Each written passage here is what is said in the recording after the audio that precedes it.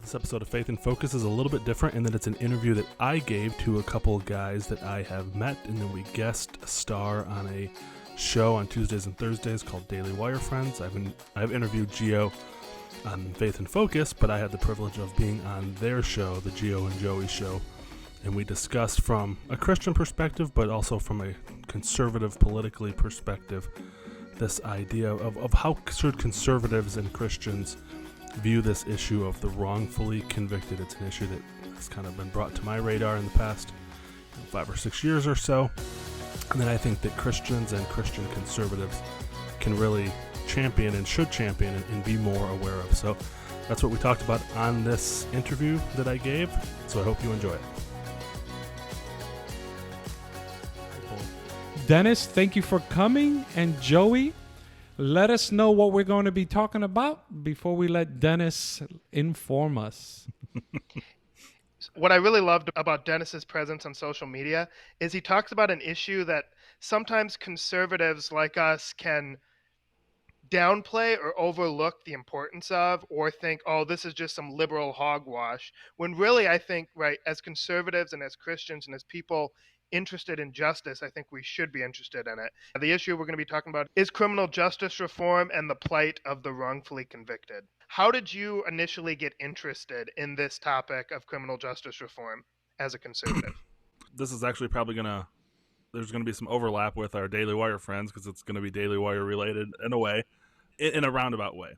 So the primary way was through the Netflix documentary Making a Murderer, which everyone has probably seen at this point. If you haven't, you should watch it. And I'm sure that a lot of people's eyes were opened by that documentary.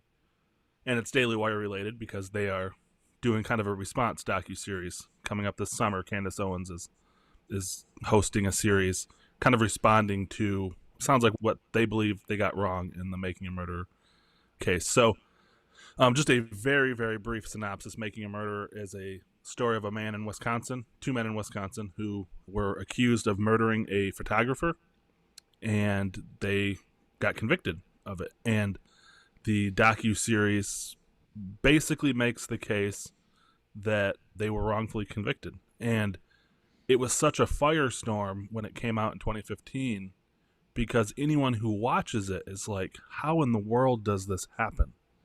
The question of their innocence is up for debate, at least after the first season. They've come out with a second one since then.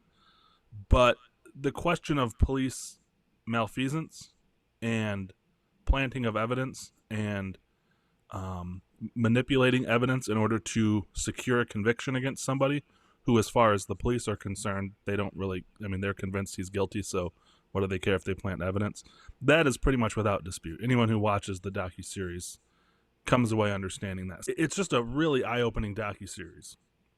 And from then on, I read a lot more than just stuff on the internet. I've read a lot about that case, which led me down a rabbit hole of the Innocence Project. The Innocence Project is talked about in Making a Murderer. The podcast Wrongfully Convicted is very good. And it just kind of led me down this rabbit hole of how prevalent this is in our culture and in our criminal justice system. As you were watching that documentary, for full disclosure, I haven't watched it, but just hearing from what you were saying, it seemed to stir some emotions in you.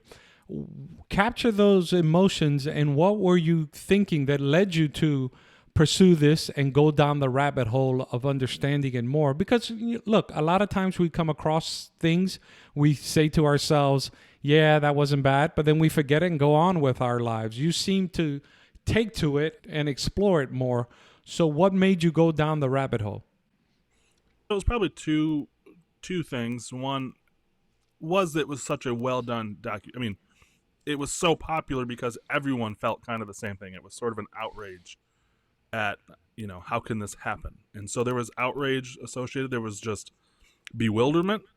And what kind of got as far to the extent that myself and others started to look into this more was the ease at which something like this could happen to a normal citizen. And in the series, one of the defense attorneys even says, we can all say that we would never commit a crime, but you can never say that you will never be accused of a crime. Mm-hmm. And so that kind of brings it home. All that has to happen, and as you study actual innocence and wrongful convictions more and more, all it takes is for a normal person like you guys or I to come across a police officer who has in his mind that we've done something wrong. And it could be a district attorney who needs a conviction on a very prevalent case. It could be anything. And what they just need is a conviction, and they might not care who gets convicted. And if you get wrapped up in it and roped into this investigation, you may find yourself at the receiving end of a pretty, I won't say corrupt, but a corruptible justice system. And then the other side being, I wasn't seeing a lot of attention given to it on my political side of the aisle. It seemed to only be one side of the aisle. So it was those two things, the outrage of how this could be happening, and then how my side of the political aisle doesn't seem to care about this issue. So for those who may not be aware of the case like myself, what was the murder charge? Like, what was the scenario behind the murder? And why do you believe these two photographers were targeted? Were they just happened to be at the wrong place at the wrong time?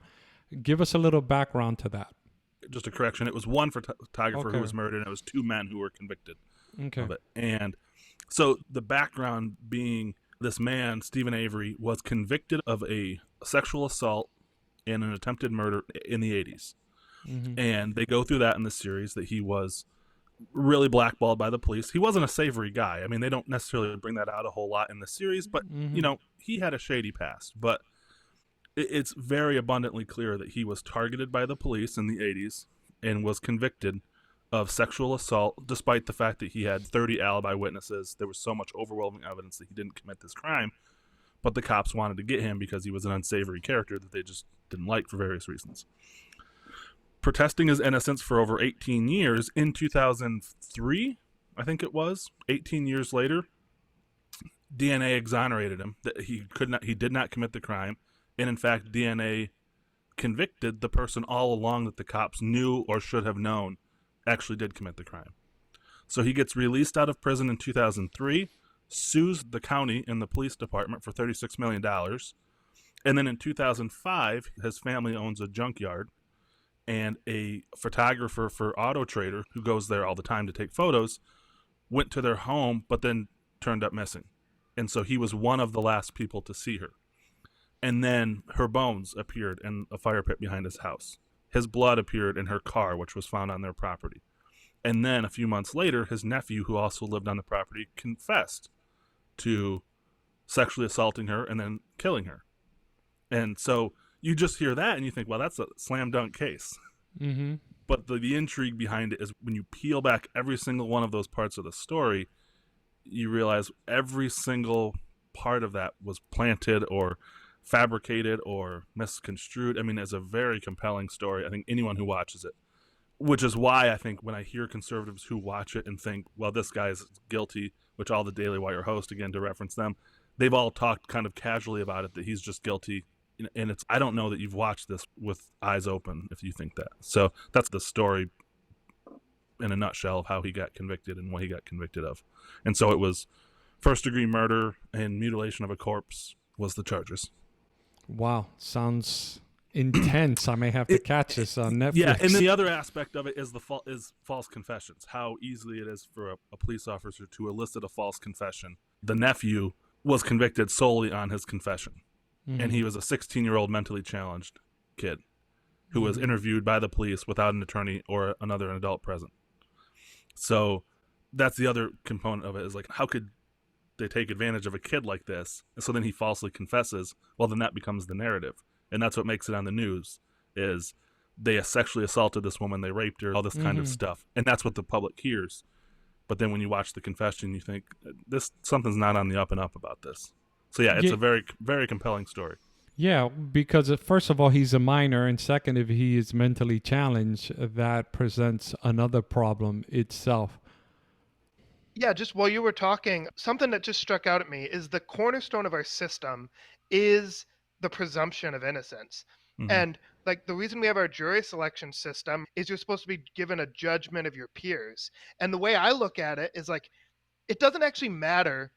Is he guilty or is he not guilty? Is there a reasonable reason to believe that he's not guilty? And from what I've seen, there's a lot of people, a lot of his peers, who think that that's not the case. And so I feel like as conservatives, to dismiss that just because like we have a zeal for justice, I just find like that just goes against our constitutional system. What would you say your angle on how we need to remember that it's the presumption of innocence? Like, how does that get lost? Sure. I think that you're right. I think it's a desire for justice on the part of conservatives, which is right. I mean, I think that's a religious impulse. But convicting somebody who's innocent is not justice. And that's, Amen. I think, what gets lost in this. And so there is this, I want to read this quote. This is where we get this idea of it's better that 1,000 guilty men go free than one innocent man be locked up, which sounds counterintuitive. But John Adams, and again, we conservatives like to go back to the founding fathers and pride ourselves on what they believed. This was his statement in the context of defending 7 British soldiers after the Boston Massacre. He's a patriotic American, and he's willing to defend British soldiers. He says, "It's more important that innocence be protected than it is that guilt be punished. For guilt and crimes are so frequent in this world that they cannot all be punished. But if innocence itself is brought to the bar and condemned, perhaps to die, then the citizen will say, whether I do good or whether I do evil is immaterial, for innocence itself is no protection. And if such an idea as that were to take hold in the mind of the citizen, that would be the end of security whatsoever." So it's this idea that if even my own innocence doesn't protect me from being arrested, tried, and thrown in prison or executed, then why be moral? Why do the right thing? That's why it's so important to protect innocence, I think. Yeah, and I think we see that today in not necessarily in actual courts, even though in this example it has been in actual courts, but in social justice, where everybody is presumed guilty before we even hear the facts. And you see a lot of, unfortunately, cases of overt racism in the end be hoax perpetrated by the person themselves, and yet people are siding with the victim in this supposed racism case, and it disparages actual cases of racism.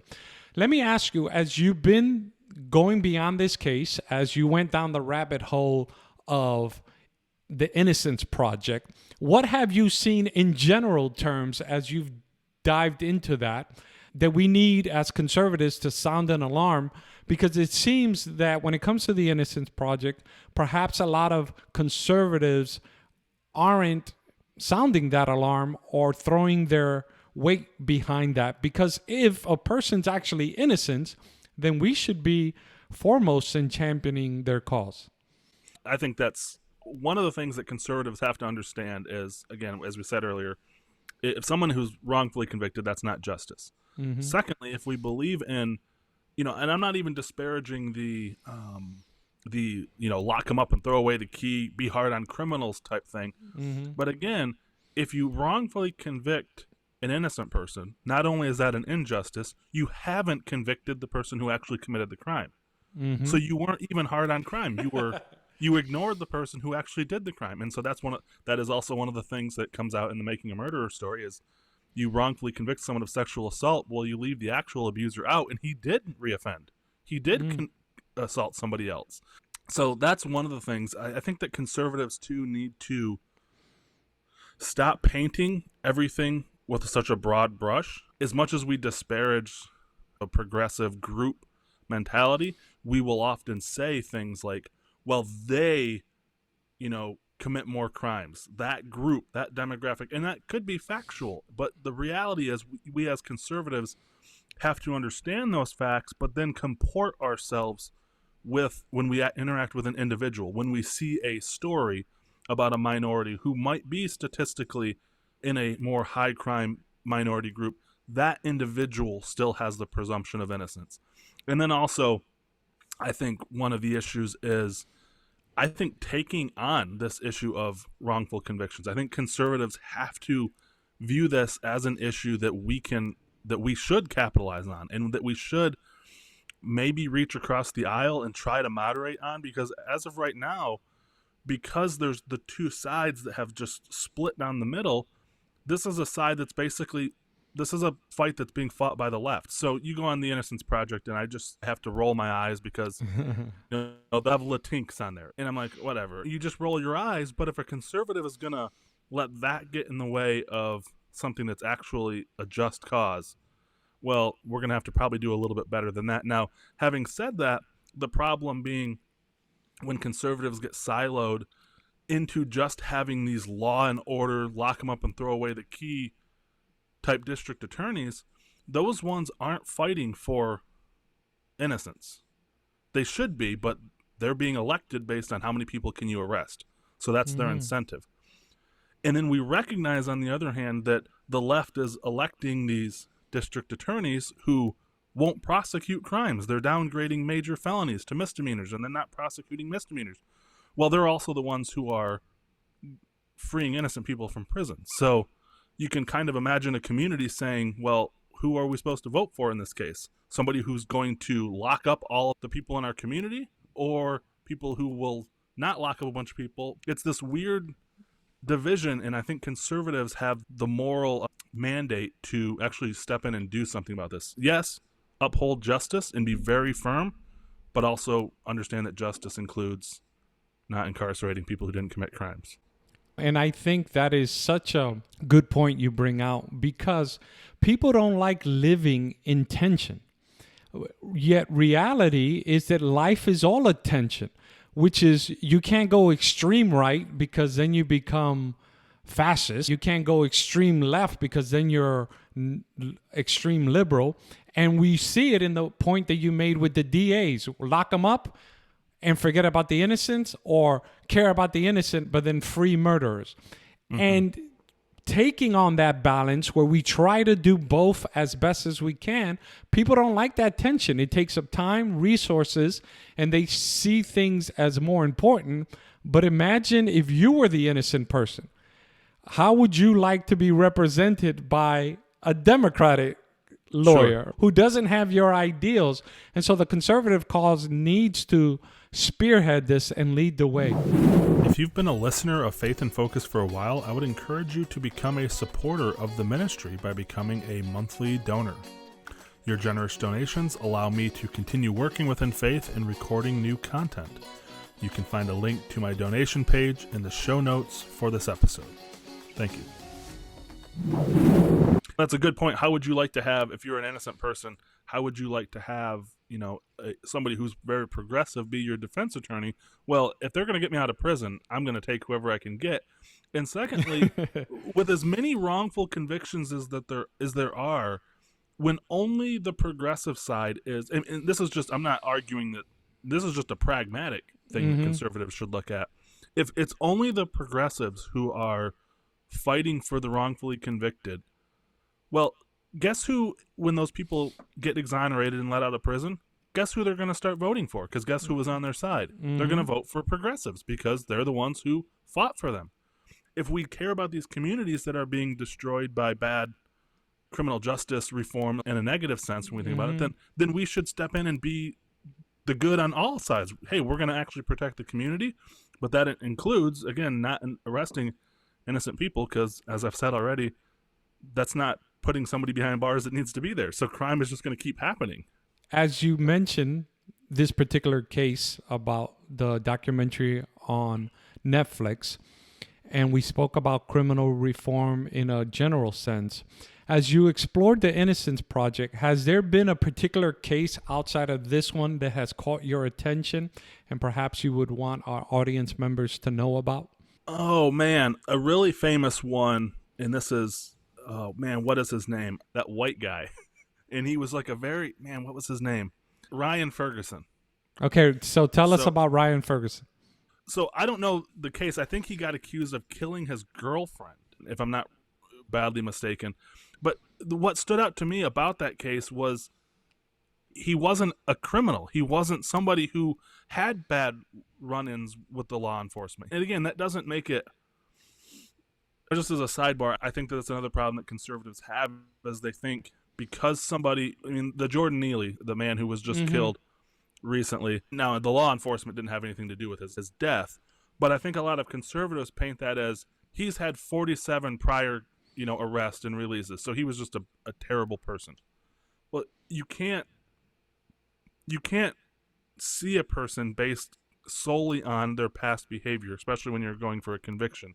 I mean, you can to a certain extent. You can build a character witness and stuff like that. But if somebody has sexually assaulted 50 women in the past, or tried murdering a bunch of people in the past, those things don't necessarily have any bearing on the immediate facts of did they do this crime, the one that you are deciding on. Yes. And that's in front of you. And we as conservatives, I think, try to view a person just like they're just a horrible person, so they must be guilty of whatever it is they're being accused of now, which is wrong thinking. But with the Ryan Ferguson case, he wasn't that. He was just like a upper middle class white kid that was in college.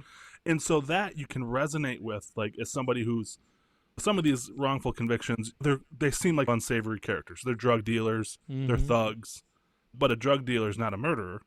So if they get accused of murder, that doesn't mean they should go to prison for murder if they're just, dealing drugs.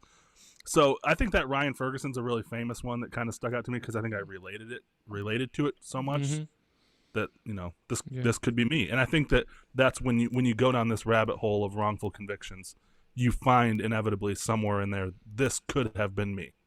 This person was me, essentially. I just didn't get hit with the police.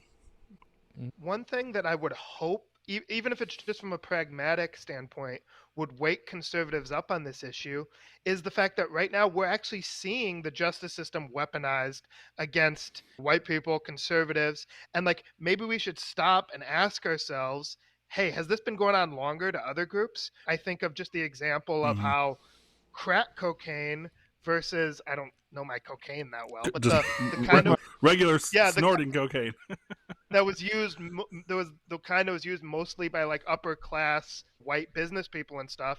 Basically the same danger from both, but no, crack cocaine, which is primarily used in the black community, was treated much harsher than this other kind, which is primarily used in the white community.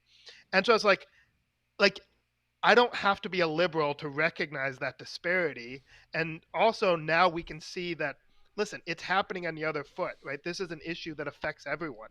I like something Clavin said on his show recently where he's like, if the law is not the same for everybody, then it's not the law. It's just power at that point. Yeah, I was just wondering, do you think that maybe we can diffuse some of the political polarization around this issue?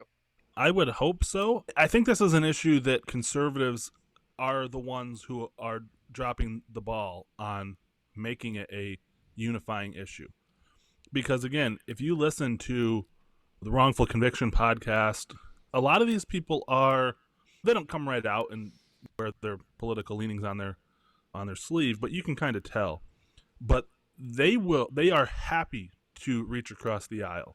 They understand very acutely we can't come out and badmouth a Republican governor because he's the one that we have to write to for clemency, push come to shove, for our clients. So they understand, hey, we may have our opinions, but we have to reach across the aisle for the sake of our client and for the sake of the wrongfully accused. So we have to work with Republicans or conservatives. And it seems like conservatives are not willing to extend the same hand or olive branch to the other side. And I think especially if we as conservatives hold ourselves up as the party of, or the side of, Judeo-Christian values and justice and what's right and what is moral, this is a moral issue that you're going to have to set aside your political differences on this issue and reach across the aisle and make them issues that you're going to run your politicians, and that's why I think that Donald Trump was doing a good thing with his criminal justice reform, but he got a lot of hate from conservatives. So politicians they operate on incentives like everybody else. So if their constituents take them down or don't vote for them, because then they're not going to act that way. Yeah, so let me ask you, because you did bring up Judeo-Christian values. We have spoken about the documentary. We've spoken about reform in general, the specific case with this Ferguson individual. And we've spoken about conservatives and how they should deal with this. But your program, Faith in Focus, is a religious program. Joey and I deal with religious topics as well. How should the Christian deal with this? Because not every conservative is a Christian, and not every liberal is not a Christian. And so there are Christians on both sides of the aisle from a Judeo-Christian standpoint, how should we look at this, and how do you want the audience to get involved if there is an avenue for us to get involved? Yeah, I think look up your local chapter of the Innocence Project. They're all over. They're in every state. You can financially support them. If financial support's not something you can do, check out. I mean, we as podcasters know sharing our podcast is a free form of advertisement, and we appreciate it. So check out podcasts like Wrongful Convictions and share them with your friends. If we've got mostly conservative friends, it's an eye-opening thing for them. As Christians, again, we are called upon to let justice roll down in reign. So, I mean, this is a justice issue. If we hold that as one of our cardinal virtues, then this should be something we're fighting for. The New Testament talks about visiting the criminals and prisoners and not forgetting about the prisoners. So I think Jesus talking about when you gave a cup of water or you visited in prison, you did that to me.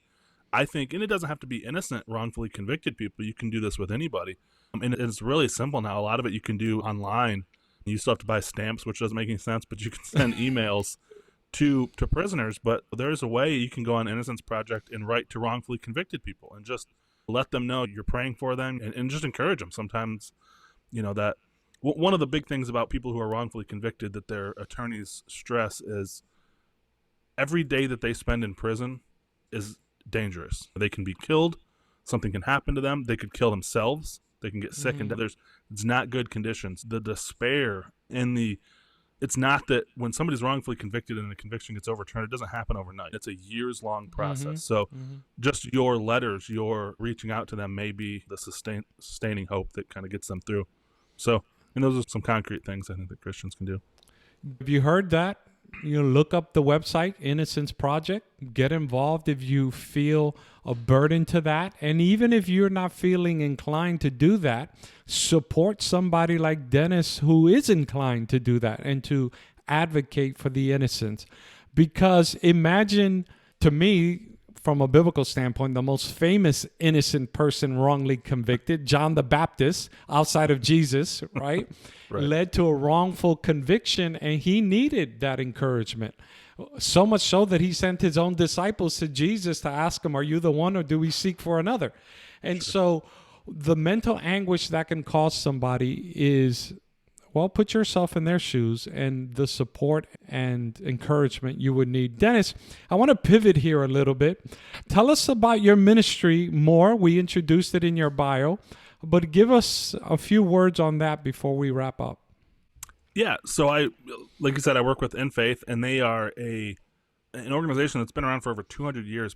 We joke in the mission that it's the America's best kept secret because it's been around for over 200 years, started in Pennsylvania, right at the founding of America. And a lot of American Christianity has been influenced and intertwined with InFaith. Of course, it was American Sunday School Union at the time, and then American Missionary Fellowship. So a lot of it was planting Sunday schools. And I had just listened to a podcast with our CEO, and I want to say he said something like tens of thousands of churches across America in these past 200 years have been planted by InFaith missionaries who started maybe as just a Sunday school to teach literacy and Bible to people, but is expanded to missionaries, do camps and inner city work. It's anything that your heart can imagine.